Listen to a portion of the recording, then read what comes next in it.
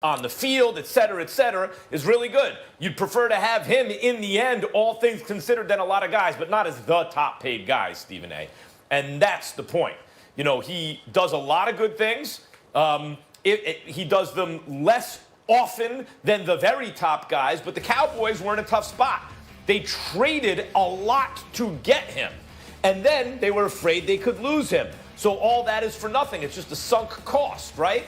And he is a difference maker on the Cowboys. The Cowboys function much better, and Dak Prescott functions much better with Amari Cooper. Now, you could say, well, you may be able to swap Amari Cooper out for a bunch of lead receivers.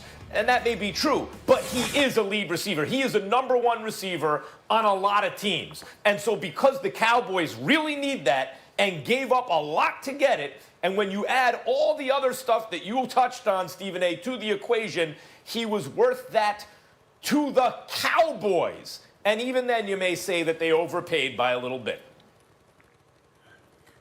You know, guys, what we're essentially talking about here is value. And you know, from a worth standpoint, you're worth what someone is willing to pay you. But from a value standpoint, he's very valuable to the Cowboys. But if you're looking at saying, is he overpaid? Absolutely, because when you talk about the top three receivers in football, in whatever order you want to put them in, Michael Thomas, Julio Jones, DeAndre Hopkins, Amari Cooper is not on that level. He's not. But yet and still, when you look at the salary, when you look at the money, he's right up there. And I get it, timing and, you know, the Cowboys trading away the first-round pick. But I think I understand what this unnamed exec is talking about. If we're just going to look at it in a vacuum and say, okay, looking at how much money he's making, can he dictate to a defense? Is he that much of a difference maker from our standpoint based on the amount of money he's making? I would agree with that unnamed exec because he's not. Now, I understand the Cowboys were forced because of what they gave up for him, but if we're just talking about the top three receivers in football, you tell me Amari Cooper is better than any of the guys that I just named. I don't think anybody's saying that. Booger, let and me that's ask really you what this this question. comes down to. But hold on, Molly. Go ahead, Stephen A. Let it be a lesson to everybody. Listen, we're on this show right now, and there's a lot of things that we got to talk about. And we're talking about sports, but we're also talking about disseminating a message that really, really resonates so people can understand what's going on and how you're supposed to conduct yourself moving forward. We talked about Antonio Brown earlier in the show. We're talking about Amari Cooper right now. We're talking about Antonio Brown, who is an all-world receiver, all the talent in the world. And right now, he's struggling to find anybody that would want him because of his behavior. It matters. And I know that we say it and we all know it, but I do think, Booger, at this particular moment in time, as somebody that's been associated with the National Football League for as long as you have been, particularly with the great work you did covering college football, it's important to remind and resonate with young folks out there. Your behavior matters. You have to be trustworthy. And when I say trustworthy, that means I have to be able to trust that you're going to show up to work. I have to be able to trust that you're going to put the team on the elevated level just as much as you might put yourself up there, if not even more so. I have to trust that you're not going to be a divisive force inside my locker room.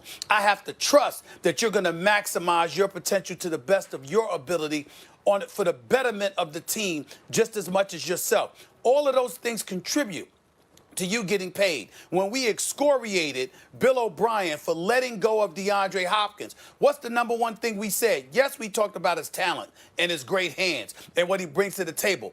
But what we also pointed to was the fact that this dude was active in the community. He was a good dude. Deshaun Watson, your stud quarterback out of Clemson, loves the guy. And the only person that didn't like him was you, Bill O'Brien. And because of your personal feelings about him, he needed to go. What sense does that make?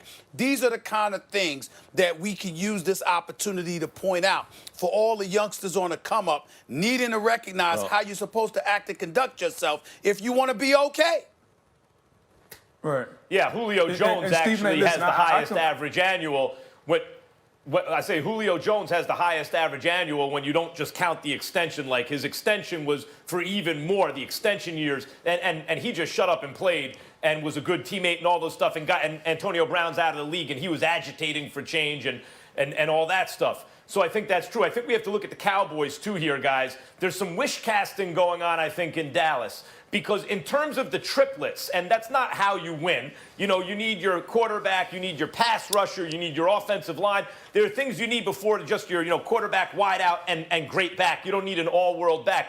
But they're wish casting in the sense that they have a franchise quarterback, they have a legit number one receiver, and they have an all-world running back. But not all of them are created equal. Like Dak Prescott's a franchise quarterback, but you can't just say, hey, Dak and Amari, be as good at your position as Zeke is at his. If they were, they'd be in a different place. But the fact is, if you pay Dak like he is, if you pay Amari like he is, and they're number ones, but they're not all pros, then you need a whole lot more around them. And I think that's what's going on in Dallas.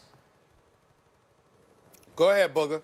Well, and then Max, to add to that, what you're basically talking about is how you slice up the pie. When you pay Amari Cooper $20 million and you got Dak Prescott coming down the pipe, are you getting equal value when you pay Prescott his $37 million a year? I think that's where Jerry Jones and Stephen Jones have to figure out how they slice their economic pie up in Dallas. But, when you look at Amari Cooper, and Stephen A., you make a great point about doing the right thing as a young person and making sure you show up on time and just being a good person overall. That's basically what you're talking about, understanding right from wrong. Now, even with that being said, they're not paying $20 million a year for choir boys. You got to have some type of talent, and I guarantee you, if you were to talk to a lot more unnamed GMs, they would tell you, if we could get the player, understand what I'm saying, the player, not everything else that comes with it, the player Antonio Brown or the player Amari Cooper, everybody would take Antonio Brown over Amari Cooper from a player standpoint. Now, you got to add in all the off-the-field stuff and add in, can I trust you to come to work?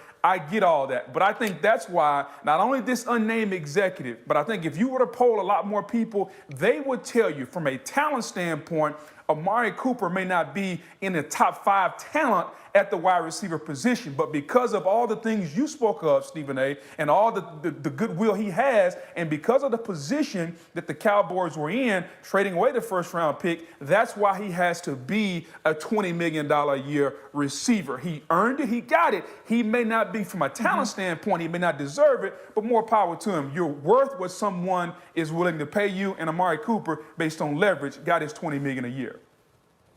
Yeah, worth what you negotiate there. And we mentioned this at the top of the show. The Cowboys have signed Aldon Smith to a one-year deal. He hasn't played a game since 2015. Booger McFarland, always good to see you. We will talk to you soon. When we come back here on First Take, we're talking a little NBA, gentlemen. Who was more important to MJ? Was it Pippen or Phil Jackson? Don't miss that debate later. Here's the bottom line. It's damn near a fireable offense. By hook or by crook. When it's mattered most, he's been ice cold. You can huff, you can puff, but you ain't blowing nobody's house down this way.